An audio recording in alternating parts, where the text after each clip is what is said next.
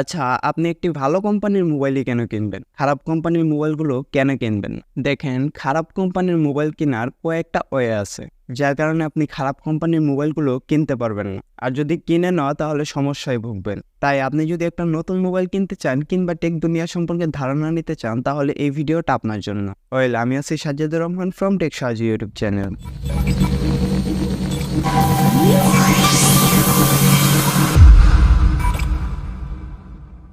খারাপ কোম্পানির মোবাইল না কেনার ৩টা রিজন আছে। সবগুলা একটা একটা করে গুছায় বলতেছি, তো সাথে থাকেন। ১ নম্বরে আছে ম্যানুফ্যাকচারিং। খারাপ কোম্পানিগুলা ঠিকমতো মোবাইলগুলোরে ম্যানুফ্যাকচার করতে পারে না। যেমন একটা ছোট্ট উদাহরণ দিলে বুঝবেন।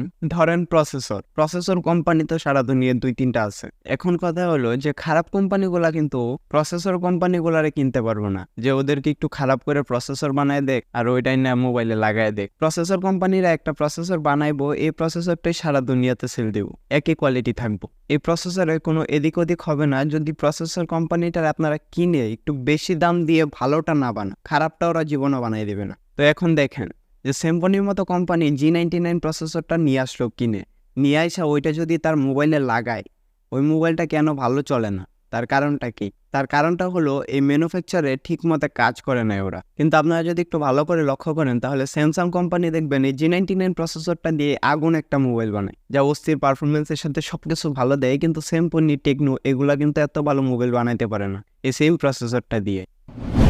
তারপরে ২ নম্বরে আসা যাক অ্যাডজাস্টমেন্ট। একটা মোবাইল বানাইতে গেলে সবার প্রথমে ওইটার processor, RAM, graphics section, design আবরা অনেক কিছু লাগে। কিন্তু এখন কথা হলো যে ওরা যদি ওই জিনিসগুলার অ্যাডজাস্ট না করতে পারে তাইলে কেমনে হইব? এটারও একটা ছোট্ট উদাহরণ দেই। ধরেন আপনি নিচে প্লাজো পরছেন আর উপরে শার্ট, আপনি ছেলে মানুষ, তাইলে কি আপনার সুন্দর দেখা যাইব? জীবনেও না।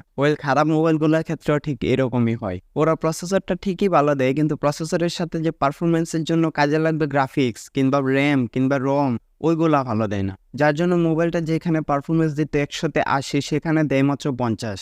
মোবাইল কোম্পানিগুলো কিন্তু দেখবেন যে হাইলাইট করে দেয় প্রসেসর, র্যাম, ডিসপ্লে, ওইগুলারে কিন্তু হাইলাইট করে দেয়। তাদের মেইন ফোকাসটাই থাকে ওইখানে। আর বাকি সব যেগুলা মানুষের কাছ থেকে একটু দূরে থাকে, অর্থাৎ মানুষ যেগুলা নিয়ে এত ভাবে না, সেগুলার একটু ড্যাম দিয়া দাম কমায় দেয়। আর মানুষজন ভালো প্রসেসর আর ভালো ডিসপ্লে দেখে ওরা দৌড়া গিয়া মোবাইল কিনে। কিন্তু আসলে এইগুলা কিন্তু ঠিক না। মোবাইল কিনতে হলে অবশ্যই মোবাইলের সবকিছু যাচাই করে তারপর কিনবেন, তাহলে একটা ভালো পারফরমেন্সের আশা করতে পারবেন। তারপরে আসা যাক ৩ নম্বরে, সফটওয়্যার। এটা দারুণ একটা কাজে দেয় মোবাইলের পারফরমেন্সের দিকে। ভাই দেখেন, একটা ছোট উদাহরণ দেই। মনে করেন যে স্যামসাং এর অন ইউআই, যে ইউআইটা আছে, এই ইউআই এর সাথে যদি আপনি টেকনোর একটা ইউআই যেটা ওইটার সাথে তাল দেন তাহলে কোনো অবস্থায় মিলবে না। কারণ স্যামসাং এখানে অনেক ভালো কাজ করে রাখছে।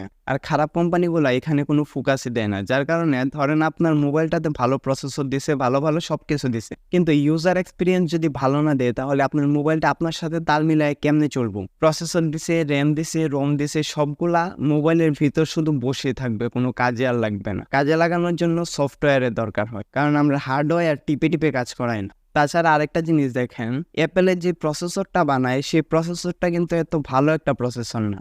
যদি আমরা AnTuTu স্কোর চেক করি অ্যাপেলের, তাহলে দেখবেন কি জানেন, যে অ্যাপেল একটা ১০ লাখের চেয়েও কম আছে, কিন্তু স্যামসাং এর যে 8 Gen 2 টা দিচ্ছে ওইটা কিন্তু ১৩ লাখ প্লাস। তাও কিন্তু অ্যাপেল একটা ভালো পারফরমেন্স দেয়। তার কারণ কি?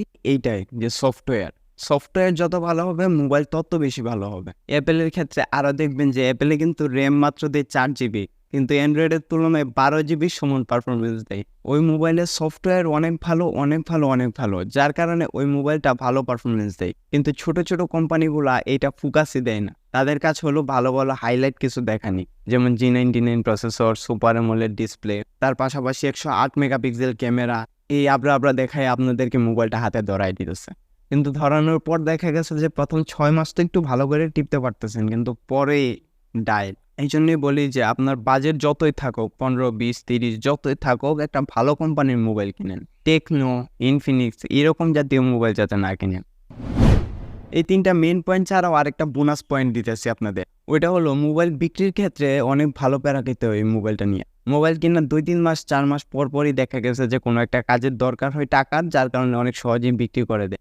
কিন্তু একটা খারাপ কোম্পানির মোবাইল যদি আপনি কিনেন, সেই মোবাইলটা যদি আপনি 3 মাস পরে বিক্রি করতে চান, তাহলে ওইটার মধ্যে আপনি 70% পাবেন শুধু। কিন্তু একটা ভালো কোম্পানির মোবাইল যদি আপনি কিনেন, তাহলে ওই মোবাইলটা 3 মাস পরে বিক্রি করতে গেলে আপনি 90% পাবেন। অর্থাৎ এখানে অনেক বেশি ডিফারেন্স পাবেন। যদি আপনি মনে করেন যে না, আপনার মোবাইলটা ভবিষ্যতে বিক্রি করতে হবে, তাইলে আপনি একটা ভালো কোম্পানির মোবাইল নেন। আর শুধু এই কয়েকটি গুণই না, একটা ভালো কোম্পানির মোবাইলের আরও অনেক গুণ থাকে। তাই বলি যে ভালো মোবাইল কিনেন, ভালোভাবে চালান, আজাইরা প্যারা খায়েন না, লোভে পড়েন না। বেশি কিছু পাইতে গিয়া কিছুই পাইবেন না। আজকের মতো এই পর্যন্ত ভিডিওটা ভালো লাগলে একটা লাইক আর চ্যানেলটাকে সাবস্ক্রাইব করতে পারেন। আল্লাহ হাফেজ।